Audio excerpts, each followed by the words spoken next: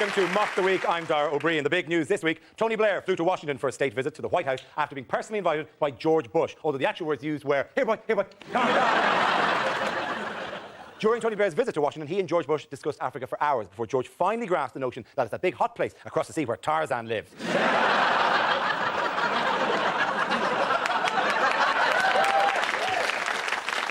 After the talks to Blair, George Bush pledged to make the world a better place. So if I was in Iran, I'd be shitting myself right now. Tonight, working their way through a series of satirical games are 6 of the country's finest comedy performers. Andy Parsons, Roy Bremner and Mark Steele, Joe Brand, Hugh Dennis and Frankie Boyle. Welcome to you all. Let's kick off tonight with a round called Headliners. I show the team the photo of someone who's been making the news this week, along with the initial letters of a newspaper headline. The teams have to tell me what the letters stand for. This one's for both teams. Here's a picture of Saddam Hussein. So what does STWM stand for? Saddam twinned with Mordor. A bit of dating video. Sad tyrant wants mate.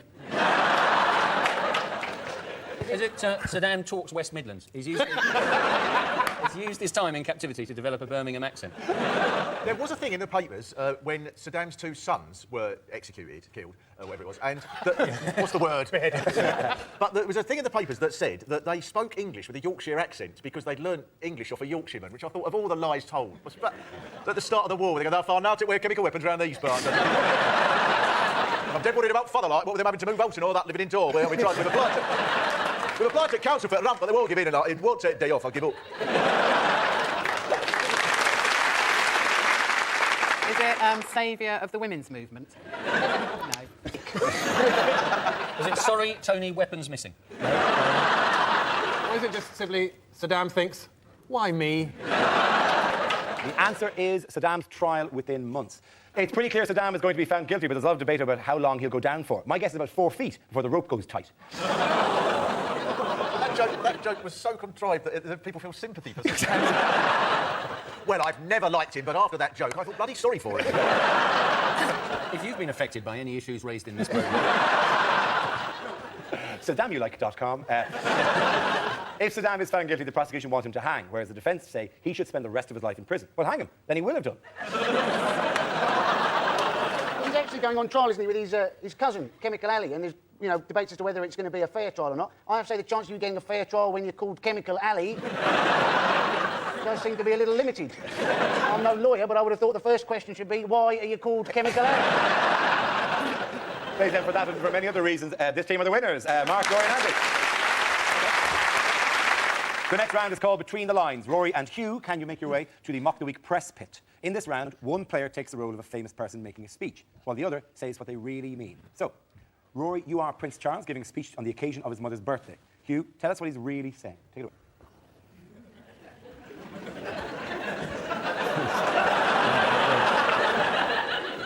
Hello, Mummy. Gosh, you look so well. Blast. A little birdie tells me... It's all over the newspapers. Today is a very special day. You're still alive. I don't know how you do it. I don't know why you do it. You just seem to go on and on. And on and on. And on. I'm sure I speak for the rest of the family when I say...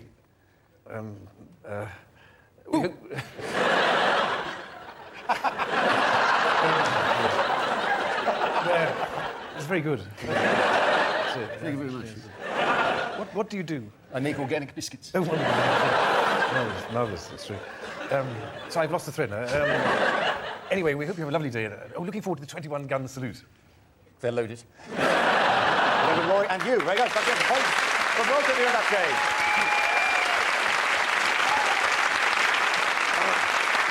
Time to move on now to a round called Stand Up, Sit Down, which involves everybody. So if you could all make your way over to the performance area, please. This is a stand-up challenge based on a random news generator, dotted with topical subjects and faces. We spin the wheel, and when it stops, anyone can step forward and try to make us laugh about the subject it's landed on. If I judge that the player's got a big enough laugh, he or she is safe and gets to sit down again. The first team to have all its players sitting down at the desk wins the round. OK, here we go. Here's the first topic. First subject is climate change. Use it like a shot. The problem with climate is that we're ruining the environment. Every year, we destroy an area of rainforest the size of Belgium. Why not just destroy Belgium? No one would mind. We're desperate to find an alternative to oil. Wind is one, but what worries me about wind power is that if you cover Britain with 400,000 wind turbines, right, on a windy day, what's to stop the whole country taking off? like an enormous hovercraft and heading for France. That is European unification by the back door. Very good, Hugh. Hugh, sit down. Congratulations. Very good.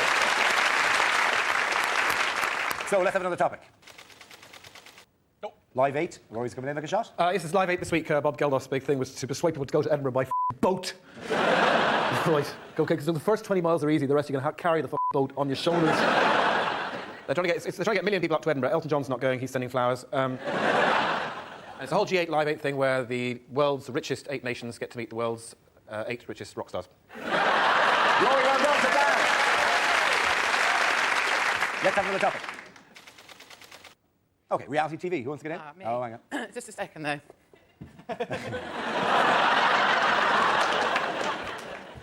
12 calories. Well, you probably realise that the 487th series of Big Brother has just started. Problem to me with Big Brother is that when someone gets voted out of the house, they don't actually have a sniper up in a tree with one bullet, just to see how they do. Now, I actually applied for Celebrity Love Island, but... You can sit down now if you want to. That's it.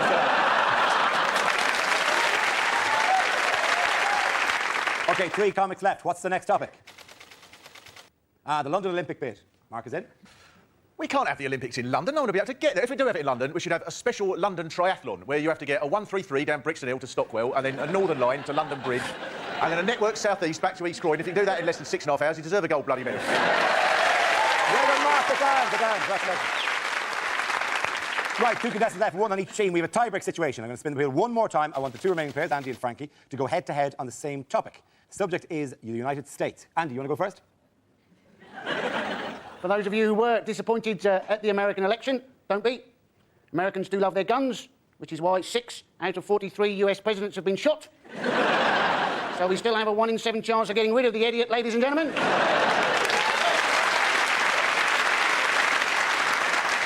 Of course, George Bush and Tony Blair, they're always going, aren't they? Oh, well, we live in a much safer world without Saddam Hussein. I'm not sure I didn't prefer the more dangerous world with Saddam Hussein, a world when you could get on a train, see an unattended package, and think, crikey, I'm having that. Good work from Andy. Frankie, it's up to you now. Well, I've got nothing against American people. I mean, you meet them and they're always very cheerful, aren't they? I often think we should be more heavily medicated as a society. But the American government has this deliberate pose of stupidity. It's an act. So they're in Iraq at the minute going, I don't know why we invaded Iraq. We can't find any weapons of mass destruction. Everywhere we dig, we keep striking oil. and George Bush is the epitome of that. I mean, you look at him and the wheel's spinning, but the hamster's dead. I think we're face-to-face. I'm going to give to Andy and the Andy team here as well. We're going together. Mark, Rory and Andy are the winners. Our next round is called If This Is the Answer, What Is the Question? On the board are 6 categories relating to current events. For each category, I read out an answer and the players have to guess what the question might be. Andy, do you want to choose? Yes, I would like famous people, please. Famous people as a category. The answer is bold and brave. What is the question? Is it, how would you describe the crazy frog, given that he wears a crash helmet but no underpants?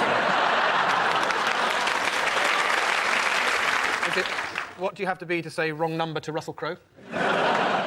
What sort of washing powder did they use at Custer's last stand? Sorry.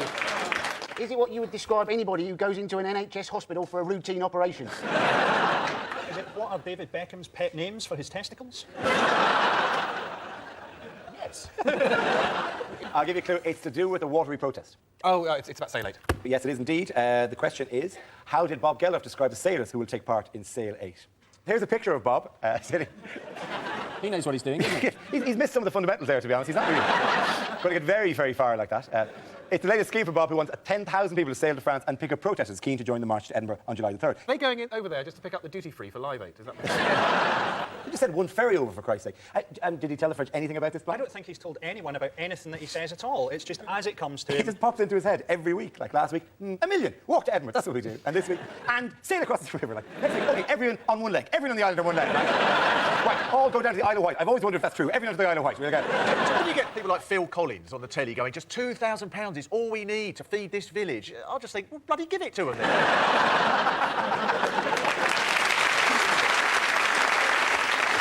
Speaking of a country that actually had, once again, obviously not in living memory, but we had a famine. If you guys had turned around 150 years ago and recorded a charity record for the middle of the Irish potato famine, we would have been deeply insulted by the effort. Do they know it's Christmas? No, we have other priorities at the moment.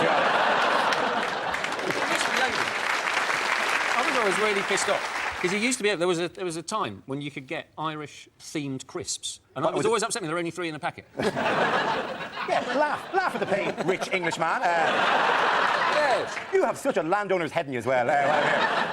Do I owe you rent in any way? I've actually got a friend I think's got the right attitude towards charity, because when that Feed the World single came out, I said to her, have you bought that? She went, no, I've taped it off a friend. Yes, it's expected that the flotilla of boats sailing from France to Britain will help change the lives of Africans, not to mention the lives of Albanians clinging to the hull.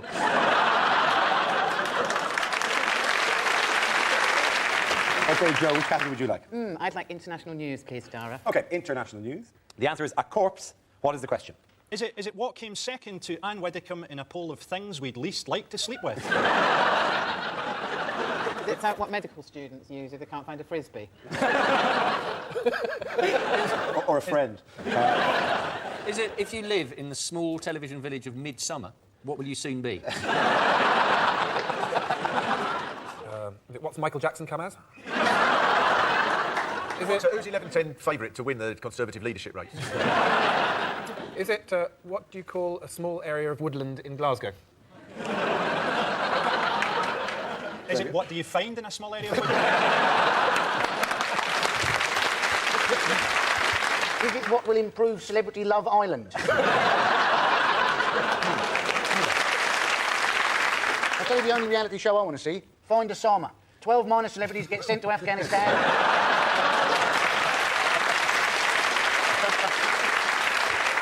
I'll give you a clue. On this one, a corpse is the answer. It's because of a rejection. This has to be what Liam Fox is now the... Is he Shadow Foreign... Shadow Foreign Secretary, yes. They're so shadowy, this lot, don't you? I mean, I don't know half of these Shadow Conservative cabinet... Oh, I don't think Michael Howard does. You say, I don't care, they're in the dark, nobody will know. Right, you, have you ever done anything in public life? Now's your chance. And Liam Fox used to be a doctor, and he said, I used to be a doctor, and I look at the European Constitution, and I know a corpse when I see one. That's exactly what he said, yes. Dr. Fox, the Shadow Foreign Secretary, told Jack Straw in the Commons, this constitution is a case for the morgue. He urged the government to abandon plans for a referendum. Dr. Liam Fox said, I may no longer practice medicine, but I can tell a corpse when I see one. At which point, Michael Howard grinned nervously and scurried back to his coffin. Let's go on to the next round, but I think the winner in that one is difficult to judge, but I think Andy, Frankie. Points for Andy and Frankie. This next round, we call it Prime Minister's Questions. For the purposes of this game, I'll be the Speaker of the House of Commons. Rory, you're going to take the role of Tony Blair. Joining you on the front benches are Mark and Andy as your Labour colleagues. Joe, Hugh and Frankie, you are members of the opposition. You'll be taking a small story, but treating it as if it's the heavyweight issue of the week. To start, I'd like to ask the Prime Minister to give his statement on the government's reaction to the news that Kevin the monkey has escaped from his cage in Belfast Zoo following a dispute with his father. Prime Minister. Mr. Speaker, news has only just reached us of this event. I'm sure that members of the Ulster Constabulary are currently combing the area for Kevin. We hope to announce that shortly. I haven't finished yet. As I said to Gordon, I haven't finished yet. We'll do our best to recapture him. In the meantime, the police are doing a wonderful job. Here! Can I just say... Sit down or I'll smash your face in, you Tory Can I just say sorry, that the Deputy Prime Minister makes his point in his own way, and I agree with his sentence. Can I just say that this whole monkey escape incident, which the Prime Minister has drawn a veil over, really, involved some terrible behaviour on behalf of the monkey, and does it not just point up the paucity of his policy of ASBOs, the antisocial baboon orders? Will the Prime Minister please serve an ASBO, or at least give him a banana? I have to say we will be using food, in this case bananas, and we hope to arrest him soon. In fact, shortly we hope that the animal in question will be enjoying bananas in custody.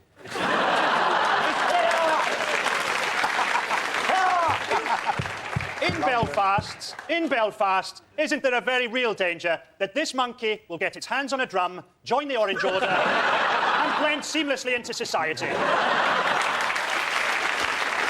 Listen, inasmuch as that has with the orangutan and baboons within which the primates to which the right honourable gentleman has within this policy referred, I refer thee to the referment with that good Prime Minister has honourably referred to on the day before. Thank you. Thank you so much. Thank you so much for mentioning primates. This party has developed primate gagging advice, or as we like to call it, PG tips. Yes, Scots, what about the rumour that this monkey is in fact your mother-in-law? In as much as relatively within that the Prescott family name has been undertaken to be put forward and rescinded within that which the monkeys not within excluding those of the baboon fraternity, I refer the Prime Minister to the excellent work that he has done over the last 243 minutes. I have one very simple question. What the f*** are you on about? Ladies and gentlemen, the winner has to be Mark on that game.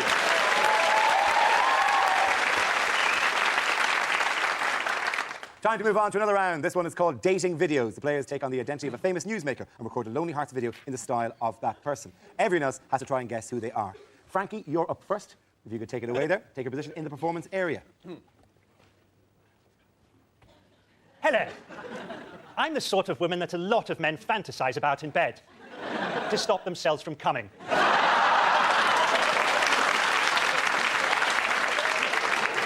I describe my look as clown having a heart attack. Now, I do a lot of work for charity, and yes, it is very tiring, but who can afford to turn down that kind of money? I've got a personal guru who helps me out with astrology and feng shui. Apparently, the whole reason for the Iraq War was that I had my armchair too close to the patio doors. I can't talk too much about my appearance because I'm locked in a battle over image rights with the makers of Wallace and Gromit. Beautifully done, Frankie. I throw it open to the teams here. Who was that? Is it the Bishop of St Albans? It's... I think we know, don't we? Yeah, I think you do. Sherry Blair. It's Sherry Blair. Well done, Frankie. OK, Hugh. Hugh, you're up next. Wander over to our chair there in the performance area to do for us your dating video. Let's see your plea for love. Hi. I am Australasius Thuggius Maximus. Holder of a broken telephone. Possessor of an uncontrollable temper. And I will have my call connected. I need you to help me find my feminine side. And when you do, you can keep it. I don't want the bloody thing. They say that my aggression stopped me winning an Oscar, which I regret, because they look nice and heavy. You could hit someone really hard. So come on, get in touch. I'll give you a call. In fact, I'll give you the whole bloody telephone. Passing it open, who is it? Your man Russell Crowe. He was, of course, Russell Crowe. Well done. Good man, Hugh. Good time. Dividends to the winner, I think Hugh took the victory on that one. Now we come to our final round, one called Scenes We'd Like to See. This is for everyone, so if you can make your way over to the performance area, please. I call it ideas for scenarios we'd love to see, and the performers come in with their suggestions. Right, here we go. The first subject is unsettling things to hear in the White House. As your doctor, Mr. Bush, I can assure you you are fit and healthy. Does your cigar taste a bit funny?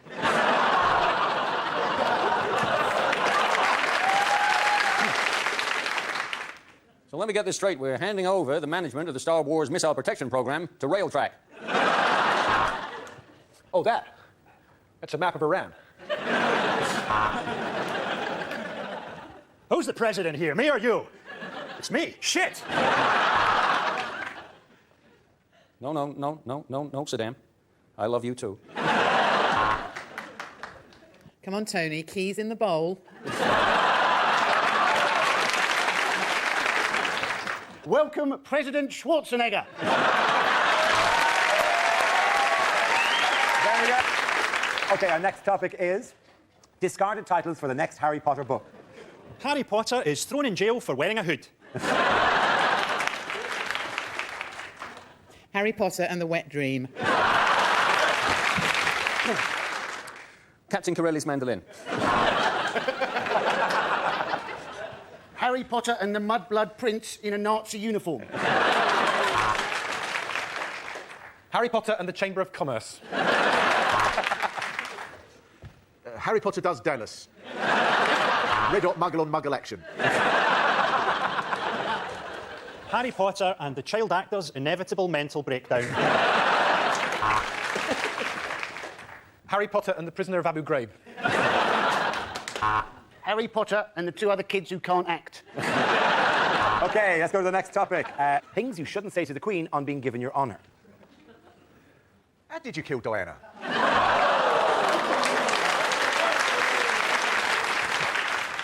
I eat corgis.